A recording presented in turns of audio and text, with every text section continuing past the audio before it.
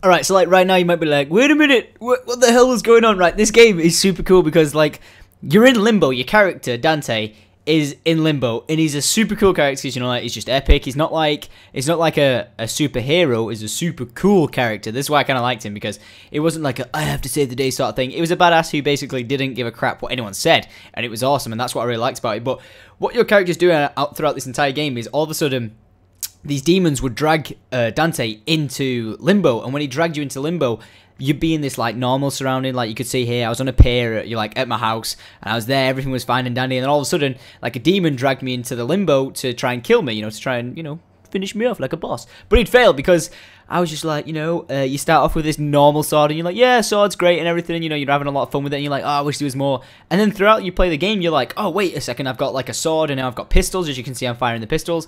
And then like you learn new moves all along the way, you know, special abilities, and then you get like a grappling hook that you can throw about. You know, you get a big axe that you can like slam down on the ground and do like really slow but damaging effects. Then you can get like a sword that does super fast effects, and I do talk about this mainly in the huge summary that I'm going to be doing later on about like what I thought of all the weapons and stuff like that. But it's super cool to just see how like 1 minute you'll be fighting in this scene and you think, oh yeah, this is, you know, this is all I'm doing, I'm just, you know, fighting this boss. But then it goes from you fighting this boss to it shows you what's happening in real life. So in the game, you'd see like you saw the Ferris wheel roll off because the you know, like the demon obviously did it. But in real life, it just looks like the Ferris wheels come off by accident and, you know, just caused all this chaos.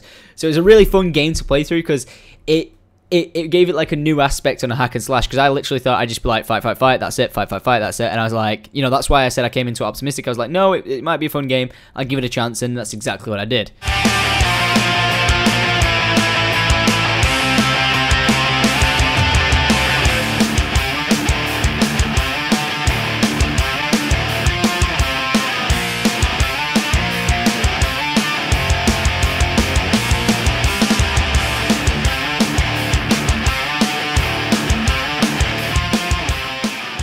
So we've been here, we've been playing Devil May Cry. It's been pretty awesome actually. The game's like super fun, hack and slash. Been having a lot of fun with it. At first I was really optimistic of how it was going to feel, but like the cinematics in it are really, really good. I was kind of imagining it to be, you know, kind of like really bad animation or whatever, but because all the motion graphics they've got in it and everything, it works out really good because they've got all actors who've presented it instead of just animating it. So it's a really, really good game, and you actually watch the cinematics instead of just, you know, like skipping it and getting on to the next hack and slash part. You want to know the story behind Dante and like where it goes. So it's kind of strange to see myself getting more into like a storyline of a game instead of like skipping it and skipping it and skipping it. Like every first-person shooter game or something like that you play. So getting into a hack and slash game, it's kind of fun, bit of difference. And yeah, once we've had lunch, we're going to jump back on and get some more gameplay. So I'll see you guys there.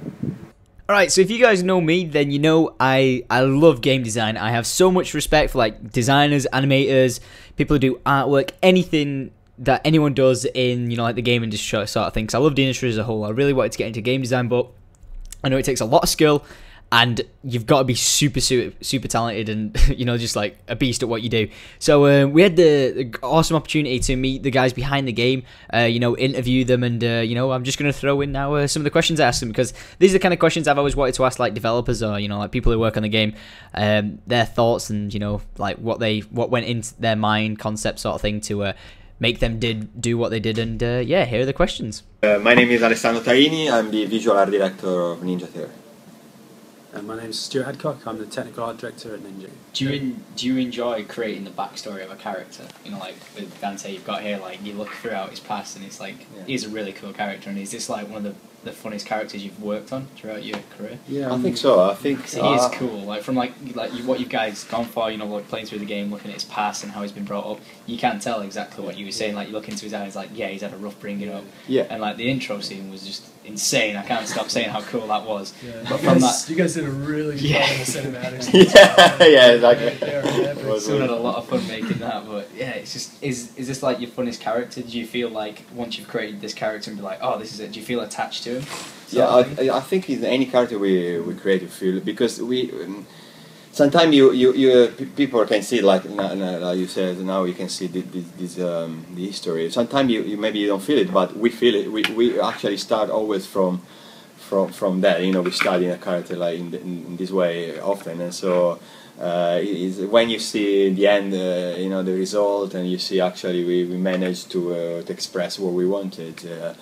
I think it's, you know, of course it's really nice. I remember one of the concept we did at the beginning was like when he was 5, 12, 25, just to show, you know, okay, just to see the different period of his life, even the different jumper and different things. You feel like you've been with him his entire life. Yes, even exactly. through like the first. Yeah, because like that you can get details of even small things like the haircut maybe, or a scarf, or little things that is being passed through. Maybe okay, it's been fighted, so maybe there's a cut there. I know something.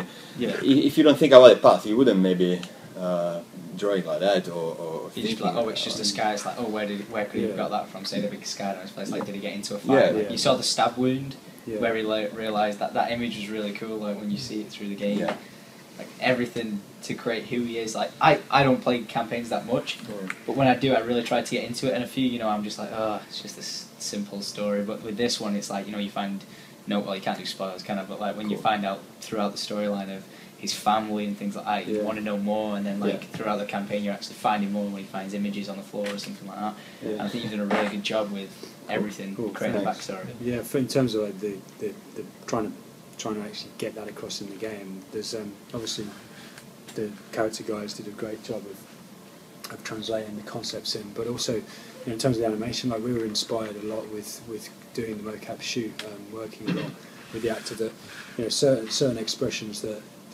he was getting, and just like the concept, you read something and you go, well, we've got to try and get that, we've got to convey that in the model, and just like in the performances, we're like, we've got to try and get that in. It's just just the way that he stood there, and he's got his kind of like, you know, just that kind of expression, like, that's Dante, do it again. Like, I'm trying to get a dozen photographs, and it's like, yeah, we've nailed that, and it was all about trying to get that in.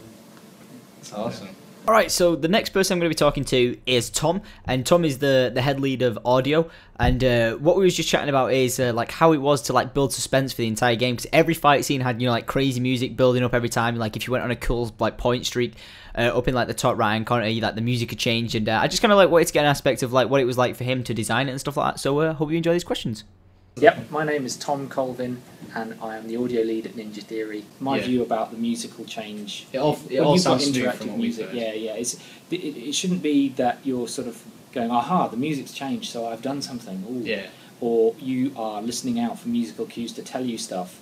It's more about a sort of subliminal understanding of it. If you go too far down the road of going, okay, I've got, you know, 5 different or 10 different levels of intensity in the music, and there's all these different aspects to the music, then and that's all controlled by the game, and the game is making the music change all the time. Then you sort of it stops being music anymore, and it starts to be music like you get on a cartoon. You know, it's just the guy falls over and he goes right. You know, that's the term they use for doing that. It's called Mickey Mouse. It's that sort of following. It does get you like pumped up though, because like when you know you're in a like you're seeing your top right hand corner like how well you're doing your star points, and you're like you keep going and the music is changing. And you're like right, if I keep going, and all of a sudden like you just get you get beat up and the music just like kind of drops down. You're like damn it, I want to get that back up, and you keep going and the music like it really does.